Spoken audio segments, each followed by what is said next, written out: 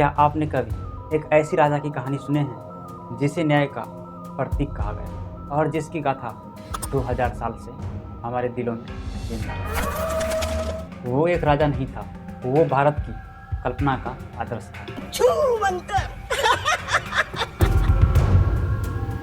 वो है विक्रमादित्य 57 BC। उज्जैन की धरती, जिसे प्राचीन काल में अवंती कहा जाता था, यहीं जन्म हुआ सम्राट का, जिसे दुनिया ने जाना विक्रमादित्य के नाम से। लेकिन सच ये है, उसकी सही जन्मतिथि, मृत्यु और कोई ठोस प्रमाण इतिहास के पास नहीं है। फिर भी उनका नाम बन गया भारत का आदर्श राजा।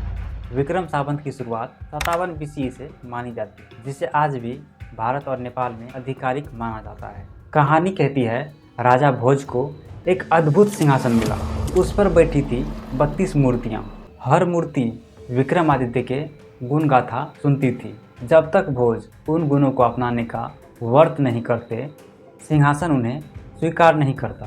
सिंहासन 32 संस्कृत का ग्रंथ सिंहासिना डबाटरी मसिका से लिया गया है, जिसमें विक्रमादित्य की 32 कहानियां दर्ज है। राजा विक्रमादित्य की महानता सिर्फ उनके साम्राज्य या बुद्धि तक सीमित नहीं थी। उनकी सबसे रहस्यमय कहानियों में से एक कहानी है बेताल पिचास।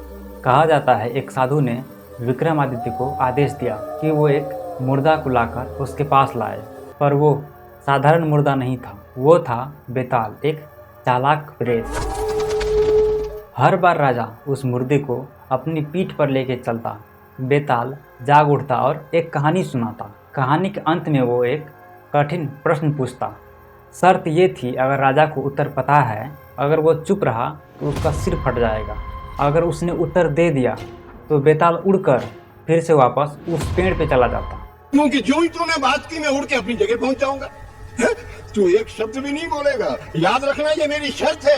अब बेताल कहानी सुनाता है विक्रमादित्य को। मैं तुझे कहानी सुनाता, बड़ी मजेदार। बेताल कहता है, एक नगर में राजा गंधर्व सेन का पुत्र शंखचूड़ था। उसका विवाह हुआ एक सुंदर कन्या से, लेकिन उस स्त्री का मन किसी और पुरुष में रमता था। एक दिन शंखचूड़ ने अपनी पत्नी को और पुरुष के साथ देख लिया। अब सवाल उठता है, दोष किसका है? बेताल ने पूछा, राजन बताओ, सबसे बड़ा पापी कौन है, पति, पत्नी या परपुरुष? विक्रमादित्य ने उत्तर दिया, इसमें सबसे बड़ा दोष पत्नी का है। पति निर्दोष है, परपुरुष तो बाहरी है, लेकिन पत्नी को ही अपने धर्म का पालन करना चाहिए था। बेताल हंस पड़ा और बोला, राजन तुमने सही उत्तर दिया और मैं फिर से उड़ जाऊंगा। और यूं ही 25 कहानियाँ, हर बार नई सवाल, नया कथा और राजा का न्यायपूर्ण उत्तर। ये कथाएं संस्कृत और शुरू होकर बाद में फारसी, हिंदी और अंग्रेजी तक में अनुवादित हुई। लेकिन सवाल उठता है, क्या विक्रमादित्य सच में थे? इतिहासकार कहते हैं, कई शासकों ने विक्रमादित्य की उपाधि अपनाई। सबसे प्रसिद्ध गुप्त वंश का सम्राट। उस समय में ही कालिदास जैसे महान कवि और बुद्धिमान रहे, यानी नवरत्नों की कल्पना शायद उसी दौर से जुड़ी होगी। चंद्रगुप्त द्वितीय के सोने के सिक्के पर भी विक्रमादित्य की उपाधि मिलती है। कहते हैं, विक्रमादित्य ने 57 BC में शकों को हराकर विक्रम संवत शुरू किया। हालांकि इतिहासकार मानते हैं संवत तो 57 BC से चलता आ रहा है, लेकिन इसे विक्रम नाम बहुत बाद में, लगभग 9वीं शताब्दी में दिया गया। यानी विक्रमादित्य का नाम लोक कथा और कैलेंडर परंपरा के मेल से जोड़ा गया। 842 CE के शिलालेख में पहली बार विक्रम संवत का नाम दर्ज मिला है। चाहे वो असली शासक हो या लोकमानस की कल्पना, विक्रमादित्य की छवि भारत के दिलों में बस चुकी है। नवरत्नों वाला दरबार, धर्म और न्याय से भरा शासन और हर कहानी में बुद्धि और पराक्रम। यही कारण है कि आज भी विक्रमादित्य को आदर्श राजा का प्रतीक माना जाता है। विक्रमादित्य के मौत का कोई पक्का प्रमाण नहीं। कुछ कथाएं कहती है कि वो युद्ध में शहीद हुए, कुछ कहते हैं उन्होंने राजपाट छोड़ ध्यान लगाया।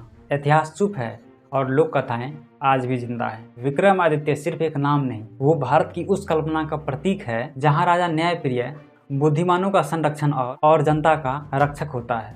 तो क्या विक्रमादित्य वास्तव में एक शासक थे या फिर अलग अलग युगों की कथाओं का संगम? ये रहस्य आज भी अनसुलझा है। अगर आपको लगता है विक्रमादित्य सिर्फ एक इतिहास नहीं बल्कि हमारी संस्कृति की आत्मा है, तो इस वीडियो को शेयर कीजिए और कमेंट में लिखिए, आपके अनुसार विक्रमादित्य हकीकत थे या लोक कथा। बहुत बहुत धन्यवाद।